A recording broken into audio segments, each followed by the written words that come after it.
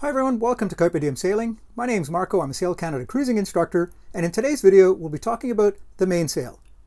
And if you like the content, please like and subscribe. If you have subscribed, make sure you hit the little bell icon, that way you'll get notifications of upcoming videos.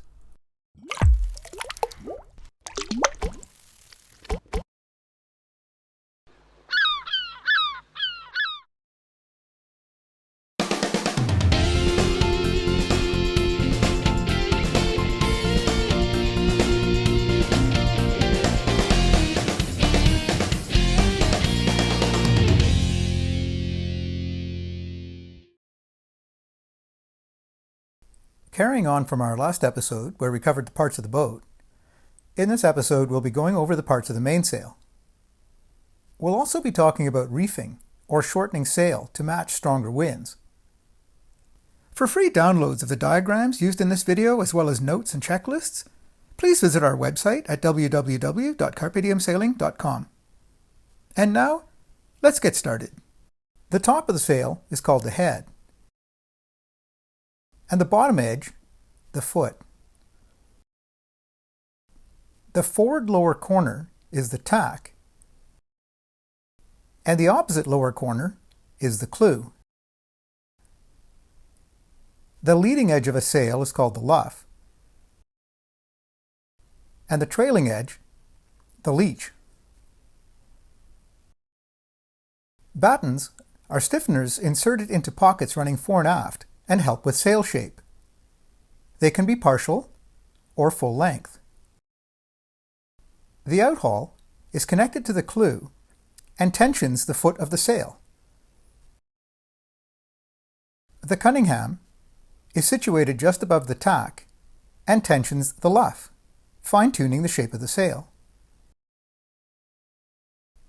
Draft stripes help determine the correct sail shape for the wind conditions. Telltales, mounted on the leech of the mainsail, indicate correct airflow over the sail when sailing upwind. Slab reefing is one method for reducing the sail area of the mainsail by partially lowering the sail. Reefing cringles are heavy grommets set into a reinforced area of the sail. The leech reefing line shortens the sail at the leech. The luff reefing line shortens the sail at the luff.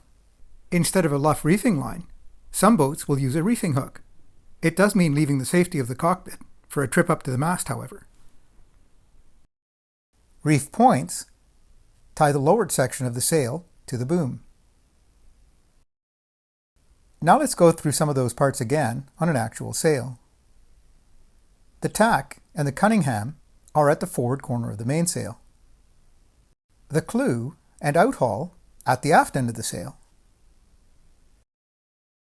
The foot is the bottom edge of the sail.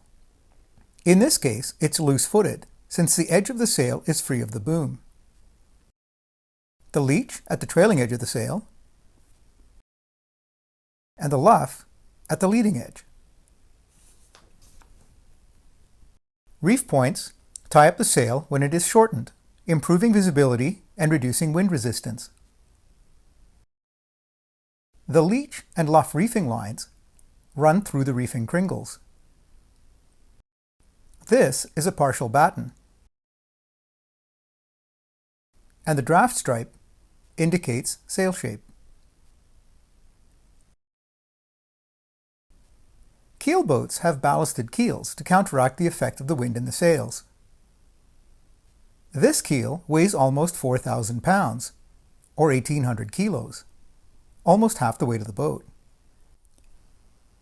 However, when the wind pipes up, even the weight of the keel isn't enough, and the boat will heel, or lean over excessively. The boat becomes unmanageable and steering becomes difficult. Notice how in this picture the rudder is almost out of the water? We counteract rising wind pressure by making sails smaller. This is called reefing or shortening sail. I will get far more into this in future videos, but for now, I want you to understand the basic concept. In this video, we are focusing on the mainsail, but the goal is to reef all the sails proportionately. I will be covering head sails in our next video.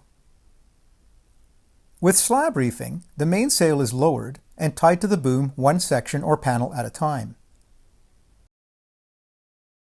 This animation gives you an idea of the change in sail size from full main to a single reef,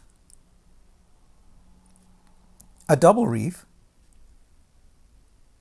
and sometimes a triple reef. For extreme conditions, some sailors will opt for a storm trysail.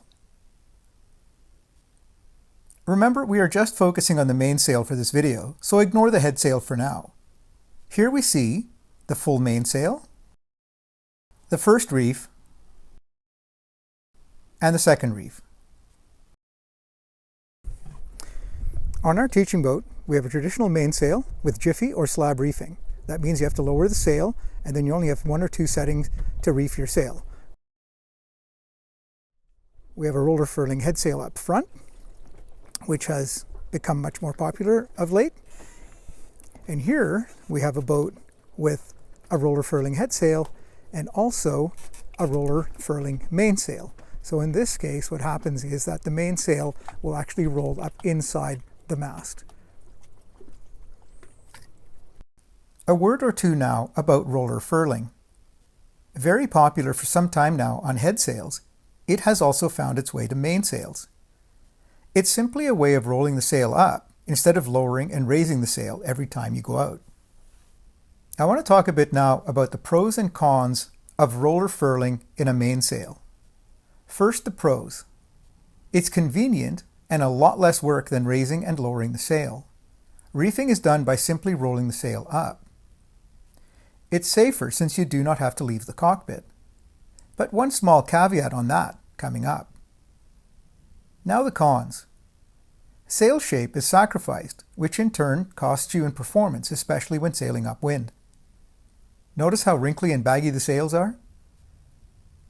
Remember that caveat I just mentioned about safety? In-mast furling systems can jam, and now you have to leave the cockpit to deal with the problem.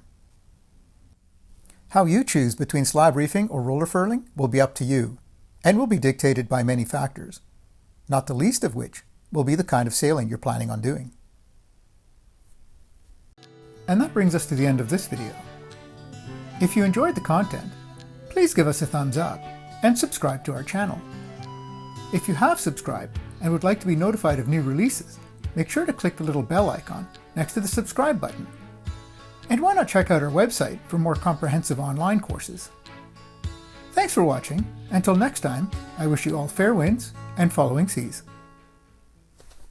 See you next time for episode 6, when we talk about head sails, jibs and genoas.